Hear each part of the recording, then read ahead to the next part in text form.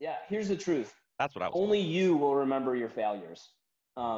Everyone else will remember your And successes. Facebook, when they remember 5 years ago, Yeah. Hey, man, you remember 5 years ago when you were in love? Like, yeah, thanks, Facebook.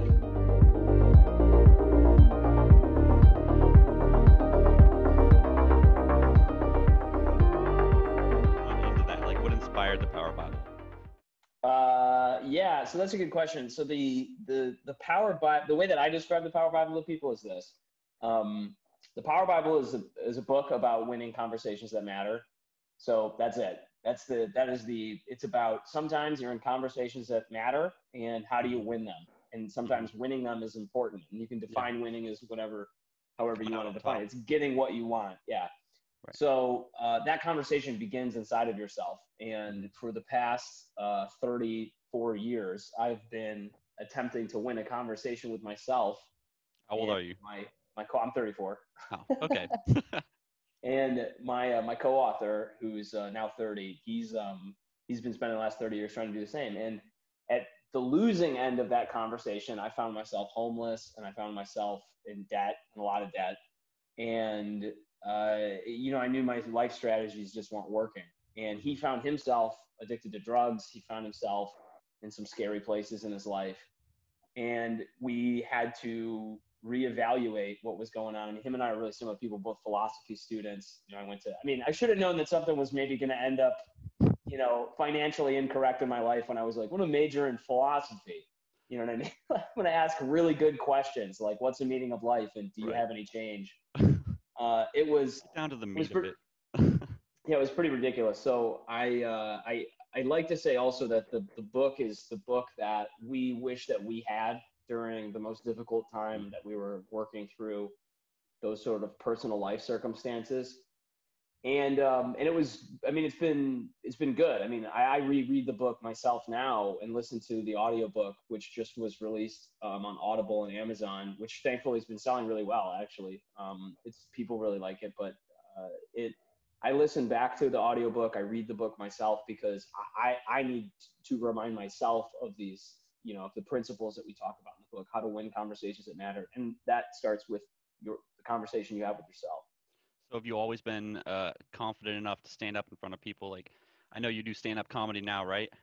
Yep, yep, yeah. I've So you done go out and stand up stand in front of for. people. I mean, that's every time I even get on an interview call, I always get that like little jitter, that stage fright or whatever. Just talking to other people. I mean, I think everybody can relate to that, but how do you do That it? Like, how doesn't do you go get up in away. front of, how do you, Yeah, it yeah, doesn't I didn't think so doesn't because go I've been away. doing public speaking since I was like 12. My mom ran a club for that. And I Your mother ran a have to, club for public speaking. What was oh the yeah, club? it was a Wapaco, and it was this part of the NCFCA. My brother won like national championship awards. My sister won awards, and then there was me who like just gave a bunch of speeches, but I was too young to go to nationals.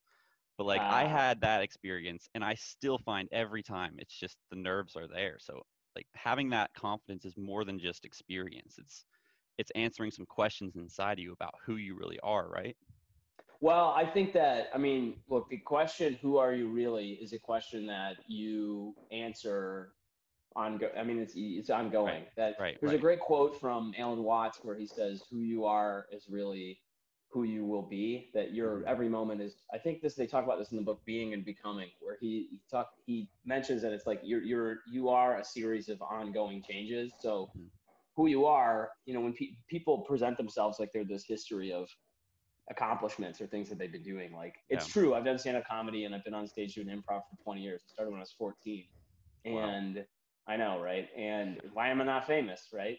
But it that's not, you know what I mean? I could Right. stop doing stand-up I mean, I haven't done stand-up comedy in months thanks to the Hmm. pandemic. The last time I did it really was in June. I featured at a show in Portland, Oregon. And what what I have to do if I want to remain a comic, think about myself, is practice doing comedy somehow, Hmm.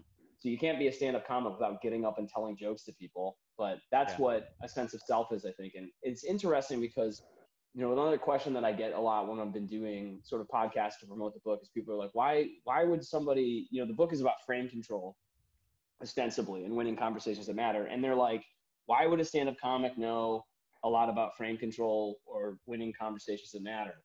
And the answer to that is you are constantly in conversation with the audience doing stand-up Right. comedy. You're constantly trying to win Well, people think them over. conversation is just verbal, right?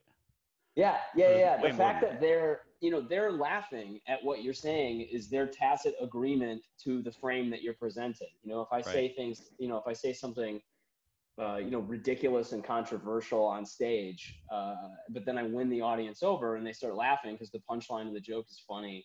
They agreed that everything I said is correct, basically. Like I have a joke where I talk about I'm in an airport and I see two kids running around. They're causing all kinds of trouble, and their parents. I look over. I'm going to butcher this joke because it takes a while to go through, but the premise basically is I look over at their parents. What are their parents doing? Their parents are just delighted that their kids are not screwing their lives up for like 5 minutes. So they don't care that their kids are running around causing trouble. And I was like, look, man, these kids, they're just running around. They're causing trouble. They're stealing stuff. They're messing up everybody else's day. Okay. Don't pretend like you can't do anything about it. Hit them.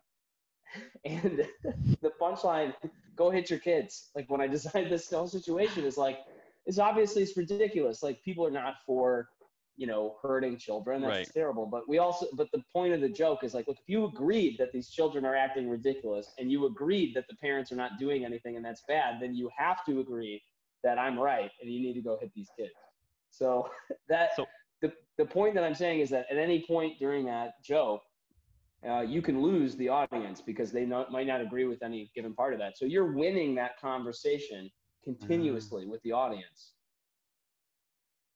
So in some ways, it's a very binary interaction because you essentially have to validate your logic and your conversation with either a yes or no from them. Yeah, I mean, them laughing is yes. Yeah. Them not laughing is no. I mean, you could also say that them groaning a little bit is yes. Them, there's different audiences. Right. The worst thing you can get is nothing. But if you get any kind of reaction from the audience, that's essentially a yes. It's kind of like you're interacting with a baby, like a really live baby. You're interacting with a big dumb baby. Yeah, mostly. I have a 3-month-old, and that's about the extent of her responses. Either she screams at you, or she just has a blank stare, or she's cackling, like laughing. Yeah, and Sam, you have a 3-month. Sam, how do you have a baby and you're doing a podcast and your client relations at your day job and like, come on, man? What do you not? How many balls I'm also can you founding juggle? a company in my spare time, so that's a different story. What spare time? What do you just not sleep? Do you have not like much. some kind of? I'll tell you that. I mean, even with 3-month-olds sleeping 10 hours a night, which is incredible for a 3-month-old, I still don't sleep very much. I'm like, she's asleep. I can work. I want to read your book, Sam. Like, I don't have a book, man. How do I do any of this stuff? I don't have time to write a book. You don't have time to write it. That's the problem. Yeah, no, it's been a wild ride, but I think I started reading your book in the time I did have. I think I read it while sitting on the toilet for a few minutes. Nice. That's like the extent of my spare time when I'm. Yeah. But it was good. Great toilet reader. Yeah, it was good stuff, and I think that finding my own ability to navigate conversations and stand up for myself has been a lifelong journey. Is still an ongoing journey. I mean, it's like you said, we keep iterating on ourselves. We keep finding the next way to improve ourselves, right? Why don't you tell us a little bit more about the book? I'm curious. Like, I only read a few chapters or a few pages, actually. Yeah. Well, I mean, that's fine. I appreciate you being honest about it. So the book basically is a series of conversations I'm going to give you the unadulterated truth of how this book came together, because I could act like it was like this big, huge, just this monumental, like Hey, man, it's still impressive. You got a book on Amazon published. Right? Yeah. Lightning struck me in the middle of the night and I woke up and the voice of God was in my head. No, it's with none James of these Altucher writing the foreword. I mean, yeah, I mean, it was, so the impetus behind this book was, I'm going to be completely honest with you, is that there was this idea in economics that, if there's an available resource, the availability of it is related to its value. So it's not that, I mean, there's supply and demand, but the idea is that if there's a lot of something and nobody's using it, it's because there's no demand. But that available resource, if it were able to be monetized, would be a great location to get some money out of. So I realized a few years ago, it's actually 2 years ago next month, that I was like, what do I have a lot of in my life that I'm not using, or I'm not figuring out how to get any monetization from or something. And what I realized is that me and my co-author, William Petit, have conversations all the time about frame control and how to win how to win over others, how to win conversations that matter. We talk about it all the time. It's a nonstop conversation. And I've been friends with him for 5 years now. So it's been nonstop. And before I was friends with him, I also talked about this a lot. It's very, we just love other people. We love, social dynamics and interest in power relationships and how people win those conversations publicly. So that's why we're both students of philosophy. And so I basically one day just said to him, after we both had talked with James actually about some things going on in his life, and I was like, look, let's actually just start recording these conversations and just figure out if there's anything here. And that's what we did. We transcribed a series of conversations we had, and that in a way was almost like the first rough draft of this book. It was I love it. Yeah. I got the transcript and I was like, oh shit, this is actually this is really good stuff that I need to remind myself of. And so the first whack that we took at this book is we just decided to outline things we knew were true and that we noticed kept coming up in conversations with one another and then with other people that we talked to this about. And we just kind of riffed on it back and forth and went down the rabbit hole. And that first version of the book, to be honest, Sam, was 600 pages long. It was huge. It was enormous. It was a lot of talk that we had, and we had to boil that down. We cut it down by about 2/3 to about 200 pages. Who transcribed this?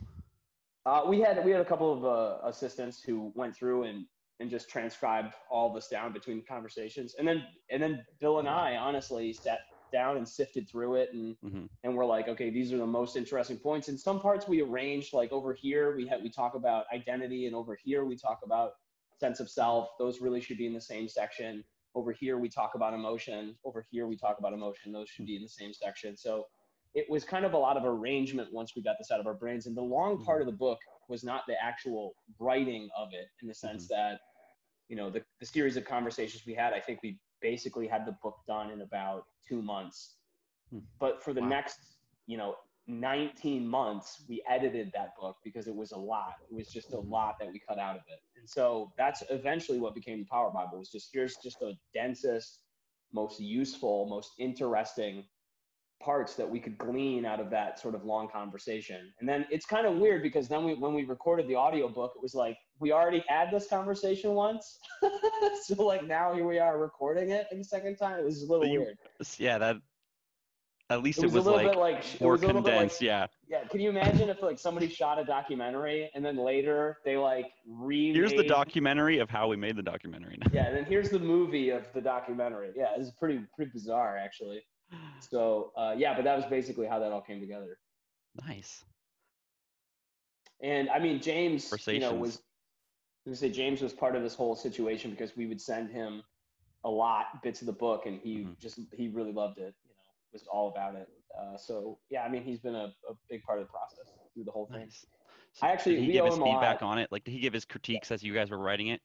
Yeah, he gave us a lot of feedback. He gave us a lot of critiques. He really enjoyed reading a lot of the sections. He's probably still to this day, he's probably the person who's read the book the most, because he's read it. I don't know. I think he said he's read it 12 or 24 times or something. And wow. And he, he loved it so much that he's including in his next book, Skip the Line, he's including a chapter from our book in his book, because he's this is really good and I want to put this in here. So nice. I'm excited. Yeah, he's done us.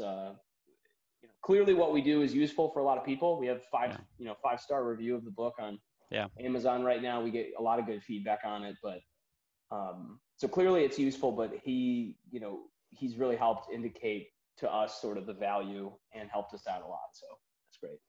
Yeah. So for people working in sales or marketing and trying to interact with and close on deals with clients, that kind of interaction, you guys go over how to win conversations like that? Yeah, I mean, my background is in sales, so it's weird because, I've done comedy for 10 years, 20 years, Jesus. It's It's just time flies, man. You missed a I've decade. done comedy for 20 years. I was 14 when I started improv, 16 when I started doing stand-up regularly. My day job has been in sales, and particularly early pipeline sales development, which Mm-hmm. is basically cold calls, cold emails. How do you take, I mean, I have a track record of working at startups and being successful at startups in which people don't know you and we have no brand presence, Mm-hmm. and we're able to somehow develop a conversation with people we've never spoken with before to get them to interested in purchasing and walking them through the pipeline. So I'm pretty good at that. And what I learned, sorry, go ahead if you have a question. Oh no, I was just gonna say that sounds extremely applicable for everyone who would be listening to my podcast right now. I'm just saying for the listeners, Yeah. that is what you need.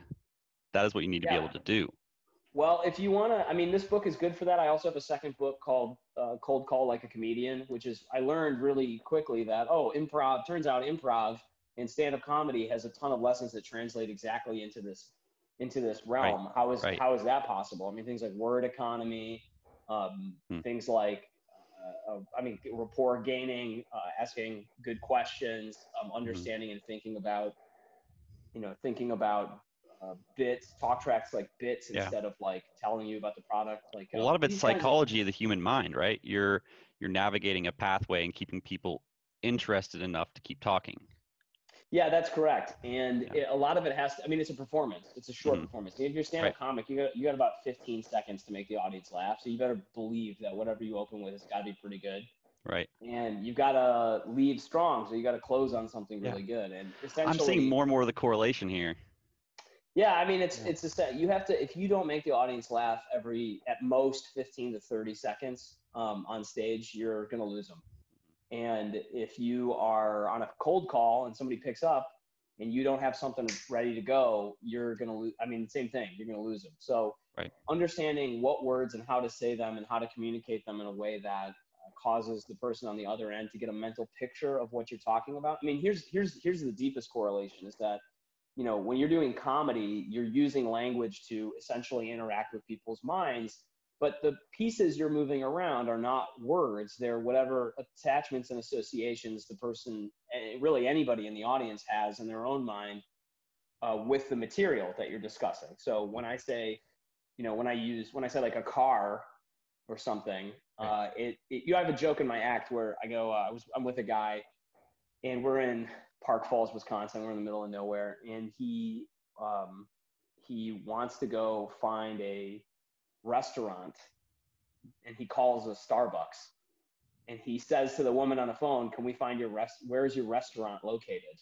And it was just like one of these. It was hilarious to me because I'm like, "That's not what that." And I was like, even the woman on the phone was confused. Like she was like, "I'm sorry, what? You mean the cafe where we serve bad coffee and bad like baked goods? Is that what you're talking about?"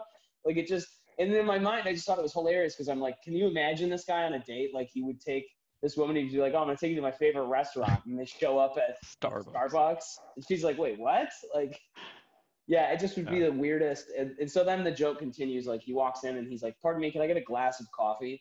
Like, it just, like nobody, these are words that just slightly nobody uses correctly. It's like somebody drives up in a truck and they go, "Oh, nice car." And you're like, "What are you talking? This is a pickup truck." Like you're almost correct. Like, or my wife calls everything pants.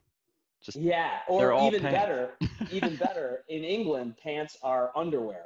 So that would be that'd be terrible. Yeah, exactly. So I had some English relatives who came over, and my cousin's son is like 5, and I was like, "Noah, you probably don't want to wear pants today." And I meant it was going to be hot. He should wear shorts. Right. He was just like, "What? Is there something I need to know?" Yeah. What are you talking about? And so that's bring like 2 pairs of pants actually. So I say that because like those mental associations are what you're actually dealing with when you're in front of an audience on stage. And the same is true with, a lot of SDRs or salespeople go wrong when they start talking about their product in their terms. So as an example, I mean, this will be applicable to your audience. A lot of times when, here's what I think of as sales development. Or really like inside sales, whatever. So you're the Sturmgrenader from like the First World War. You're on the front line, and you got to have this toolkit of pardon the French, of shit that you can use if you get into any given situation. You know what I mean? So if I'm talking to a, let's say I have an IT platform. If I'm speaking with a DevOps person, I can speak in DevOps language. If I'm talking to a marketing tech person, I can talk in marketing tech language. Like this is typically how this thing works. But when this, when sales development runs into trouble, it's because there's some, just like in the First World War, there's some general, there's some executive who's not close to the action at all, who's going to say something like, don't refer to us as a toolbox, refer to us as a platform. Then you're like, okay, well, when I say toolbox, people have no fucking idea what I'm talking about. But when I say platform, they get it. You know what I mean? So that kind of, and part of, again, sorry if this is a not explicit podcast, maybe you can just boot me or something. Yeah. We try to keep it family friendly, but apologies. Yeah, I forget. I'm talking with someone in North Carolina. So the point that I'm making Bible Belt, is, man, Bible Belt. Yeah, Bible Belt. Yeah. I mean, the point that I'm making is that this is a real problem. I worked at a marketing technology company that had a quote boutique agency-like services group, and that's the way that we wanted to talk about it. But the way that I would say it on the phone is, we have an internal agency, or we are an agency with our own tools, is another way that I would put it. And that would resonate with people a lot faster on the phone, because you're dealing with, the science of this is called semiotics, and you're dealing with somebody else's mental furniture. And so I don't want to try to insert my mental furniture. My job is only to use their mental furniture to try to give them an idea of what we're doing. So we talk about that in the Power Bible also, that those associations, that's what you're dealing with, is you're dealing with that stuff in their head. That's what frame control is about. So how many languages do you know? I mean, I speak a lot of English. I also speak French. I speak a small amount of German. So learning other languages definitely helps you realize the importance of this, because a word is only as much as the meaning behind that word to the person. Oh yeah, that's true. So this is what's in the philosophy of language. This is known as W.V.O. Klein's theory of agreement, which is that language only exists insofar that there's some agreement on the term. Right. And frame control takes place around this a lot. And so, the example I used recently on another podcast was talking about how the term, not to be controversial, and I sincerely don't mean this to be controversial, but it's just— You can be controversial. You can be totally— Okay, I like controversial. Okay. So the term racism publicly is being talked about a lot, and its meaning is obviously relevant, because we live in a society that, unless you're a complete social deviant, we all agree racism is bad, and we think it's wrong and it needs to go away. Exactly. So yeah, but the question is, what is that? Because if what that is what I would say the traditional definition of racism is, which is someone who's discriminatory to another person based on their country of origin, ethnicity, or skin color, that definition of racism isn't helpful if you believe that racism is the sort of new, almost like postmodern Marxist definition, which is that it's an interlocking system of power that oppresses people who are kept out of the reins of power. Because if that's the truth, then just being somebody who's like, I don't like racism, isn't helpful. You know what I mean? And it doesn't help dismantle those power relationships. So there's a public conversation that's going on right now in the United States, and really broadly, I think in whatever you want to call the West, that is which one of these terms is the correct term that we should apply to this situation. And the result of that conversation, which is, if we can redefine that term, that will actually cause us culturally to want to shift our approach to tackling racism, because we all agree that it's wrong. That's a frame battle that's happening publicly right now. So those words actually are important, and they do mean something, and that's a big part of this. It's funny that you said that, or at least defined it in that order, because I took this class in college several years ago, and I studied interdependence and race, and there was a whole class on dyadic interactions, how people interact with other people. And one of the things they defined racism as institutionalized injustice or institutionalized prejudice against people based on their color, religious beliefs, etc. But people define racism as what we actually should be defining as bigotry, which is acting upon prejudice or preconceived notion about someone. but the way you defined it was almost like a new way of viewing it for me, because I saw it's not just how we define the word, but how we take action based on our definition of the word. And if we're Yeah. just saying, oh, we're not institutional, we're not part of the institution, you're not helping. You're really Yeah, not well, helping. see, yeah, well, I mean, and that's part of, so this is interesting, Sam, because like that's part of that. So that's why what however you want to define, let's say, like some people say the new left, or some Hmm. people say, It's crazy.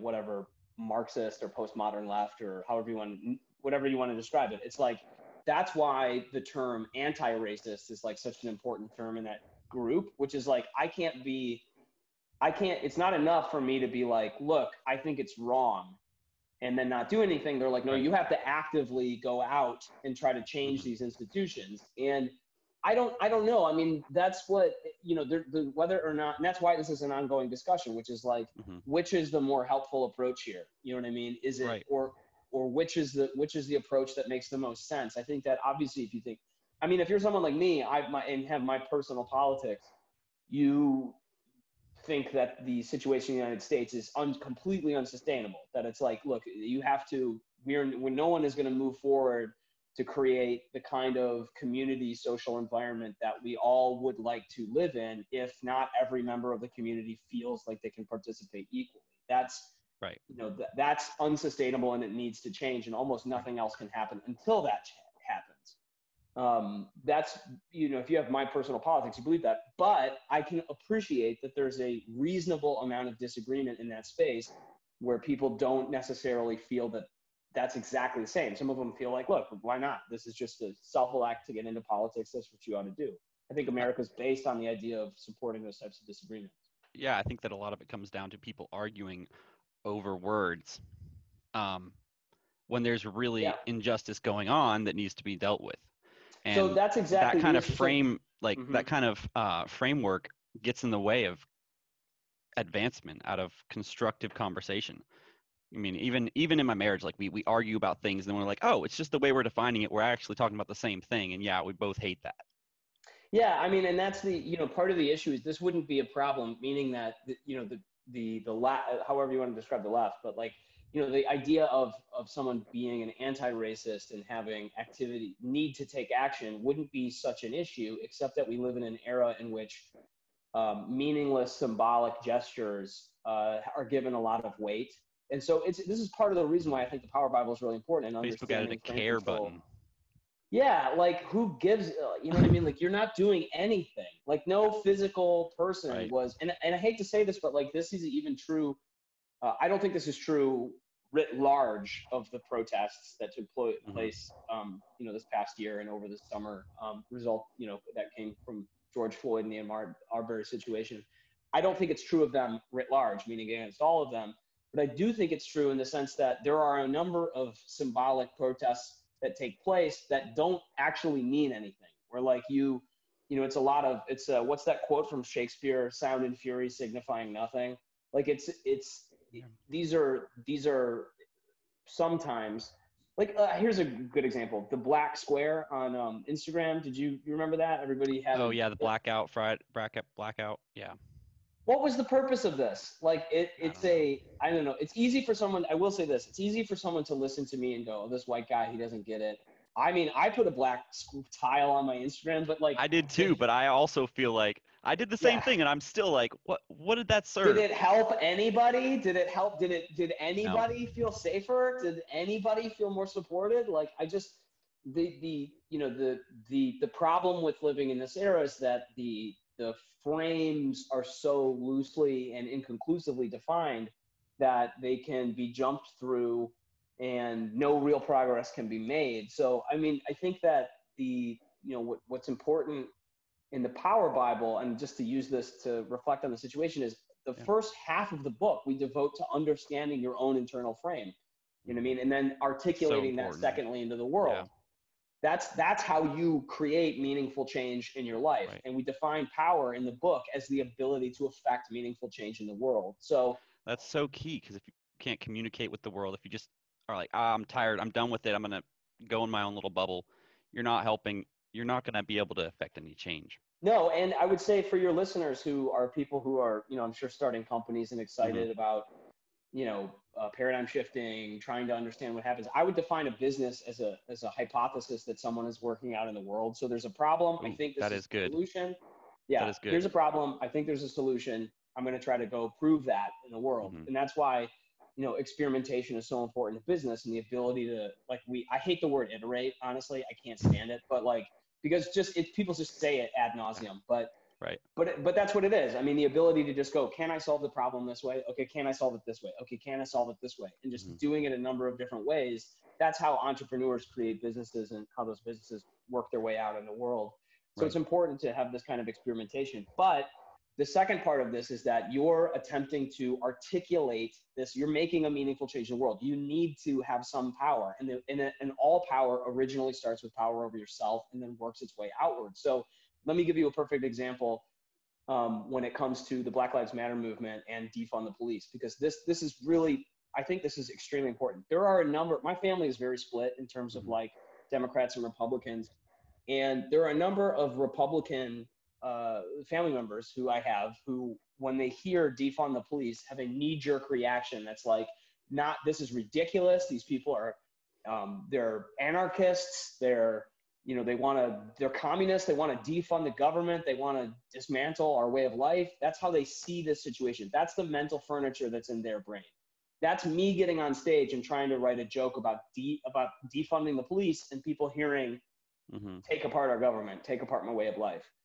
But what they want to say is the police are overvalued and overfunded. And the reason they're overfunded is because their mission creep has gotten to a point where they're taking on tasks that are actually probably better handled by other functions of government, which have been removed in the past, such as community mental health support and homelessness support Right. So that and the way yeah, they're social viewing work. it, yeah, the way they're viewing it is different than what it Correct. actually is. So if I have a conversation with my conservative relatives wherein I want to make the point that the police overreach has gotten too far and its scope is beyond the mission statement, we've gotten too far into mission creep.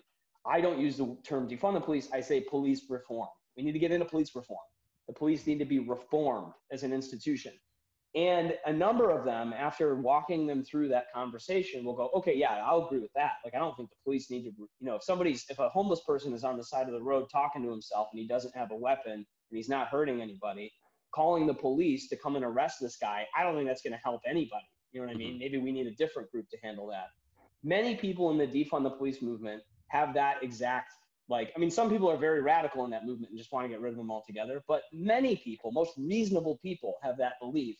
And if you articulated that belief using the mental furniture of the people on the opposite side of the political spectrum, the progress you would make in the conversation winning them over would be a lot greater. And that is a Yeah. conversation that matters. I see what you're saying. So in terms of these people, in terms of people taking control of the conversation, right? As founders, as people reaching out to grow their network, meet new people, how does the personal positioning come into this? And how would you say they can put themselves in a position where they're an expert on a subject? Well, that's a good question. I think the first is you're going to have to actually develop a unique perspective. I think that Jeff Gitomer has a book called The Little Red Book of Sales, and I read it 10 years ago, I want to say, when I first started doing sales. I was like, I should probably learn something about sales. And the number one thing in the Me book, when I started working in marketing, yeah, I should probably learn something about marketing. should probably figure this out. I got a job at this company Yeah, my doing this. background's in biochemistry, chemical engineering. Like, I should, yeah, I should probably learn something about my job. yeah, Uh, so, well, if Donald Trump has shown us anything, it's that you can get to the top of the job and not know a thing about it. So, so So I think regardless of your politics, he was never a politician before. So anyway, where this is going basically is that Jeff Gitomer, his little red book of sales, has a series of steps that you have to take, if you want to be a successful salesperson. Mhm. And the first one is get sold. And I really love that. I think about that a lot because you have to really believe in terms of sales, you have to really believe in the thing that you're selling. Right. You have to really understand that this is true. And that's Hmm. why the entire first part of the Power Bible is devoted to understanding your own your own inner frame. And we really like the concept of anti-fragility. And I forget who developed that book. I'll remember it in 1 second. But the concept essentially is that I'll remember it in a second. But Okay.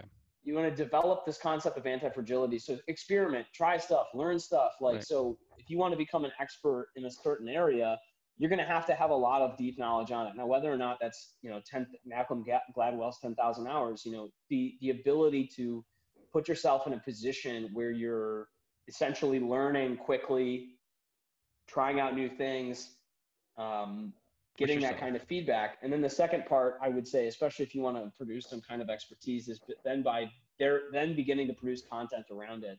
And that content ultimately, firstly, is self-serving. The reason I say produce this stuff is because you want to type up or write out, or you actually want to produce something outside of yourself that reflects back to you what you actually know about the thing that you're doing. You can walk around with this stuff filtering around your head a lot, but and maybe you have a different personality type than I do, but I'm an extrovert, ENFP. I type on the DISC method, whichever one you say. I have to actually have a conversation. I have to produce something in order to recognize that I was like, oh, actually, I do know a thing about this. But maybe you don't have to do that. But the idea is to get it out of your brain and into the world. I definitely have to write it down. If I don't write it down, man, it's just neurons firing. If you write it down, then you can reflect on it. Reflection is key.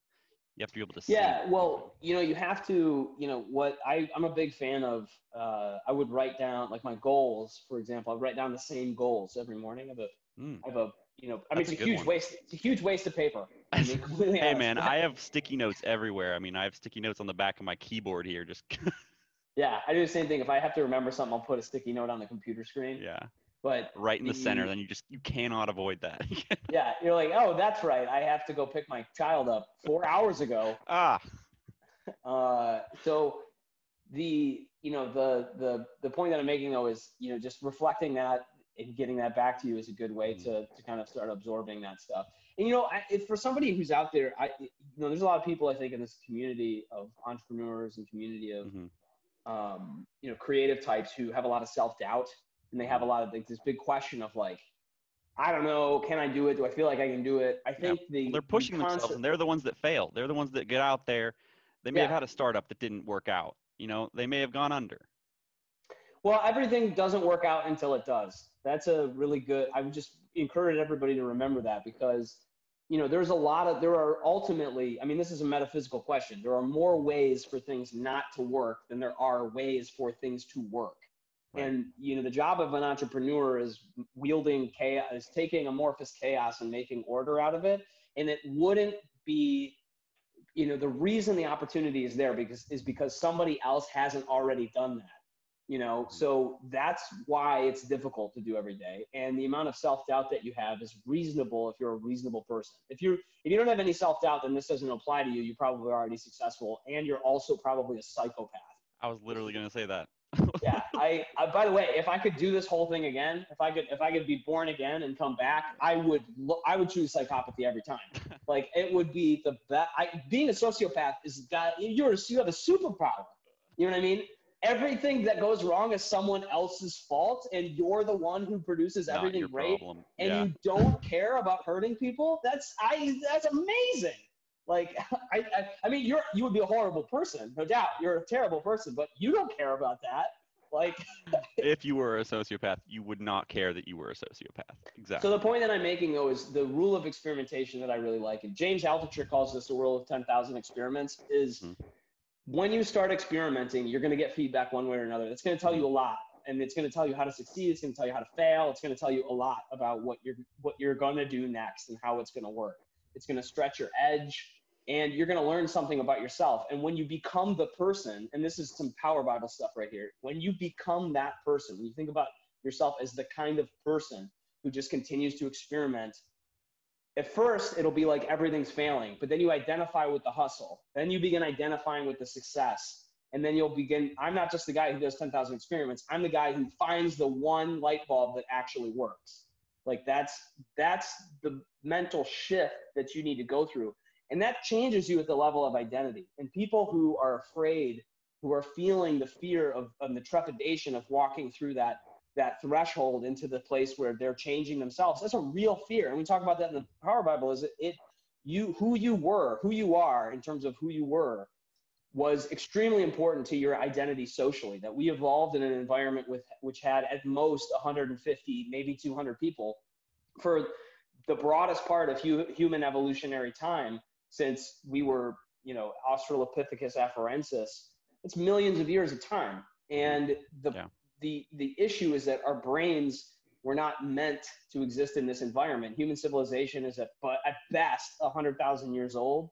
Like almost none of this has happened. We're left with hardware that's from a completely different environment. It's why people have knee problems and foot problems, is because your feet and knees evolved from creatures that used to hang out in the trees. But back then you had to get out there and fight, or else you were gonna starve. So for somebody who doesn't have to, but they want to, say here's an example. So you have a founder or somebody with an idea, and they've never really experienced a big failure, a big loss that started this process of just accepting who you are and building on that. What would you say, how should they get across that line, across that barrier? The question you're asking is, you have a founder who's never experienced big loss. Maybe not a founder wasn't the right word, an entrepreneur who wants to start a company. They have an idea, but they want to start this process of grinding, getting out there, trying, gathering data, and then improving on themselves. Yeah, well, I avoided using the word iterate. Yeah, I appreciate you doing that. Look, here's the way that I would do it. I would write down, depending on what the business is, I would write down, here's 10 crazy ideas that I think might not work. But if they did, it would be crazy. And then I would do all 10 of them. I would put down on the calendar. I like that. A time to do each one of them. And make sure that this is just business savvy 101, is just make sure that your downside is limited on any one of those. You know what I mean? Mm-hmm. But things like reputation management, people overestimate the value of these kinds of things. Unless literally you're like Donald Trump and your entire net worth is just wrapped up in your name and reputation, you're fine. You will be fine. You will come back. You know what I mean? But make sure you can limit the amount of financial exposure that you might have to have because of this idea, and then attack the ideas you don't think work. One of the things that Bill and I did, and this is how we got the relationship with James Altucher, we started writing an email every day to somebody we didn't think who would respond to us. We were like, whatever, we're just going to write an email. We're going to send it out to the ether. And if nobody writes back, then exactly what I thought was going to happen happened. And if somebody did write back, now I'm in that reality.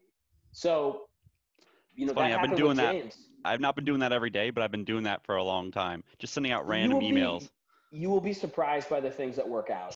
There we go. If you did it in 3 months, you would be drowning in relationships with really high value people, basically.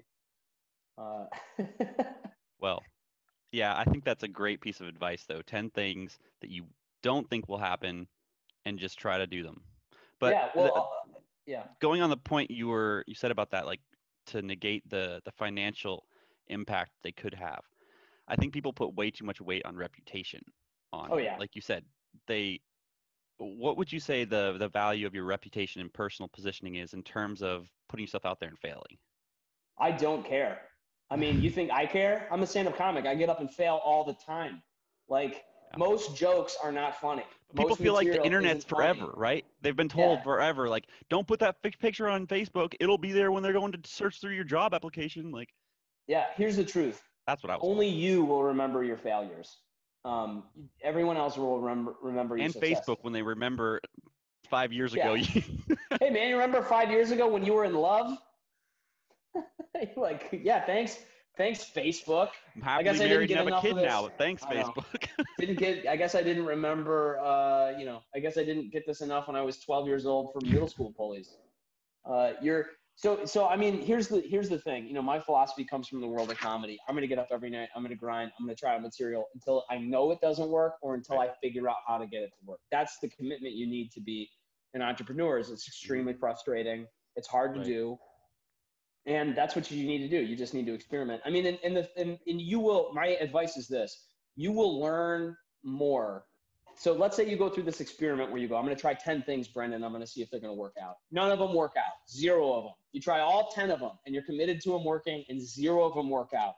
Okay, go write 10 more. And now you got so much knowledge from the first 10 that now I almost guarantee one of these 10 is going to work out. Probably what will really happen is by the time you get to number 4 or 5, you're like, I know for a fact that the next 5 or 6 are not going to work out for these reasons that I've learned. So I got to go back to the drawing board now and work this up. That's how this stuff works. And yeah, I mean, that's been my experience of it. That's great. I highly recommend that for our listeners.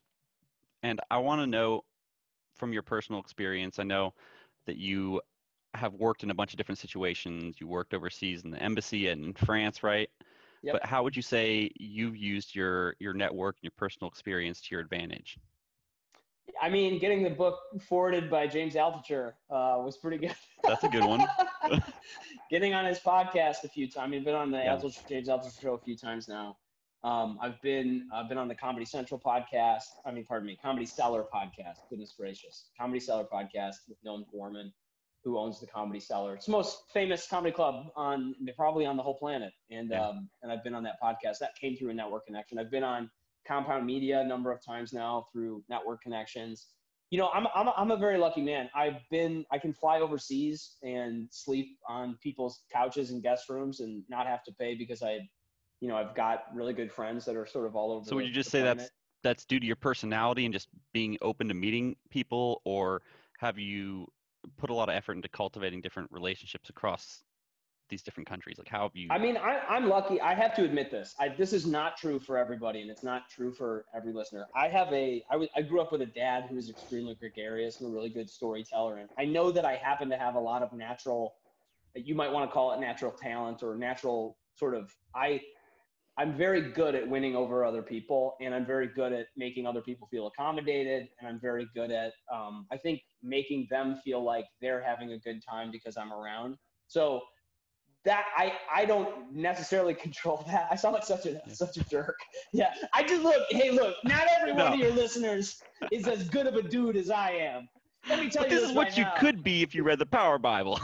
If you read the Power Bible, what you'd understand is that I'm awesome. Yeah. It's You may not be able to be all of Brendon, but I mean, the point that I'm making is pick up the best parts. I think I spent, especially because when I was younger, I spent a lot of focused effort trying to develop what you're going to do when you're doing improv and you're doing stand-up comedy is you're developing a unique perspective. You're developing a personality. Hopefully can help win over others. You got to win over a crowd. You got to win over people. I spent a lot of time doing that. A lot of it's in my bones right now. So I think that some of that comes from, I'm very lucky in the sense that I know not everyone has had that opportunity. And so you say in your bones, but there's the debate of nature versus nurture. So you're saying some of it might be nature. You might have been born with some more outgoing genes, but nurture, you started at that early age. I mean, even when you were at home with your dad, but then you did comedy at 14. And since then you've been developing your own personal brand, your personal positioning. So by now, you're this famous, semi-famous comedian who's been on Comedy Central. Comedy Special. Let me tell you, Sam, I'm going to mark my calendar. October 16th, 2020 is the first time anybody called me famous. There you go. But I'm saying, like, you could be this good if you were grinding since 14. But people who may not have the confidence that you have, they might be founders who are new in the industry. They need to grow their network. They need to go out there and make cold calls, right? Yep. So, like, doing that, getting yourself out there, I'm sure you had plenty of times where you were booed or, just no one laughed in the audience. What? Somebody told you about that? I'm not saying that you did. I'm just saying I'm sure you did. But, like, you're going to have failures and you're going to have calls where people yell at you. Yeah. But you got to do it. You got to get data. Otherwise, you can't get into it. Yeah, you got to do it. The way that there's a lot of different ways that I think about this, but the who's the guy who I'm thinking of? Jocko Willink says, getting after it. You got to get after it. You got to get into getting after it. And the way that the founder from GoRuck describes it is embrace the suck, where he's like, but you can call it a lot of things. Eating the frog, grinding is another. Like in stand-up comedy, the word grinding just comes from, you go from open mic to open mic to open mic to open mic to open mic. You just do them. You just do all of them. Mm-hmm. And a big reframe. I mean, this is true in the book. We talk about this, where like this is why it's important for you to work out your inner frame. Is that the reframe that you take is. I'll get back to answering your question in one moment. I just want to say this is that one of the reframes that I did that was extremely beneficial to me is I started thinking about, this isn't about a joke or an open mic. This is about jokes and open mics. Like I'm moving the idea from this thing needs to be good to I have a process, and eventually that process is going to produce good things as an emergent property of me focusing on the process.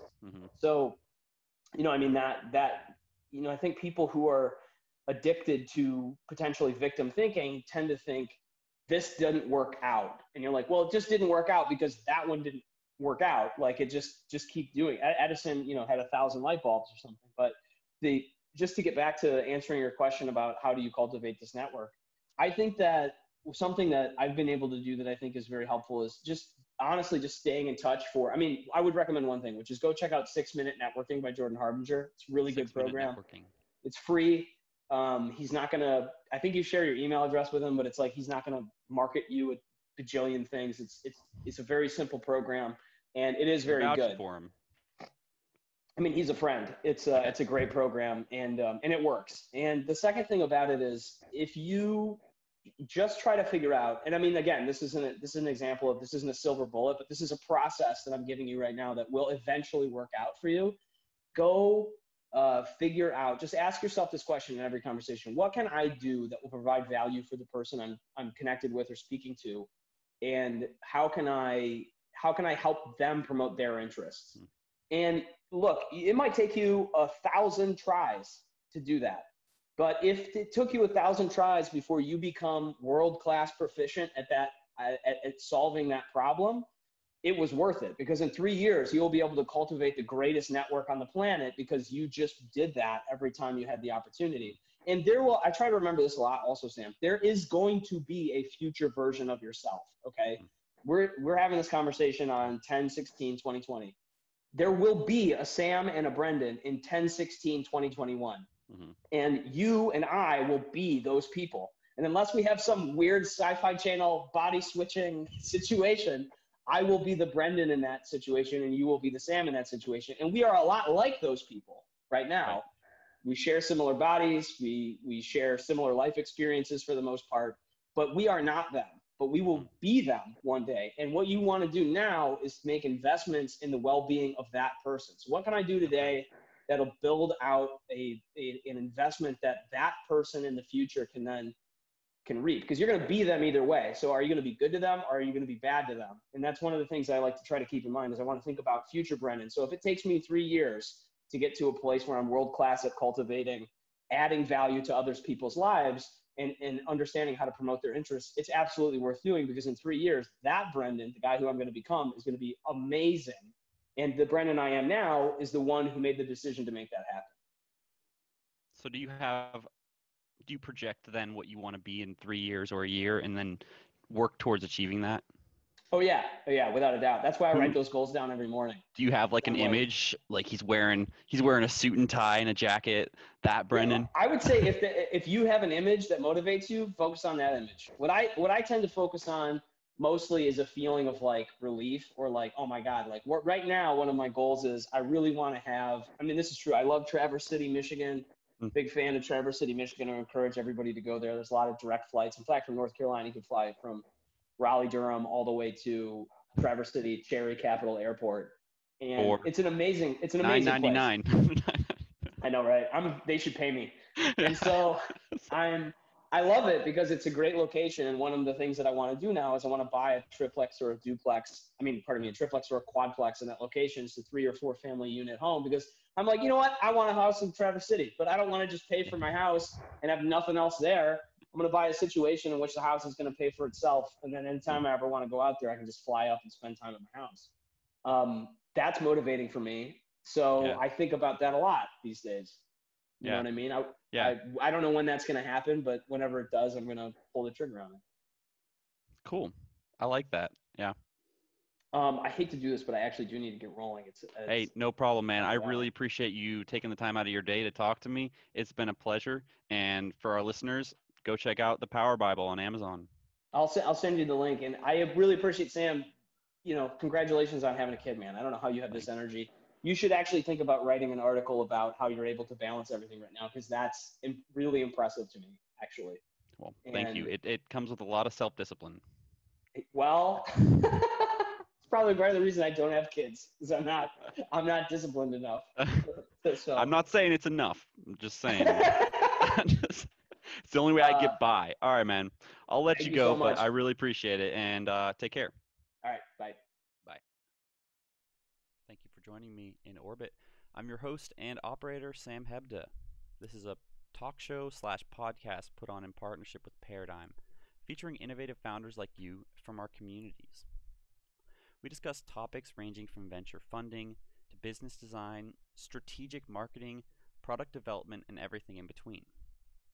Guys, hard work and dedication are no longer enough to cut it in any field or any trade. You must have a fundamental understanding of the industry. Be aware of its best practices and avenues for success if you wish to thrive rather than just survive in your market. Let In Orbit arm you with the tools necessary for success. Expand your network. Develop a keen business sense. Learn from some of our other founders' mistakes. And I'm sure you'll grow professionally and personally along the way. If you're motivated to cultivate your business, share your ideas, and foster your entrepreneurial spirit, then the Vortex might be for you. Go check it out at paradigm.cx/vortex. Thank you for joining us, and I hope you enjoy.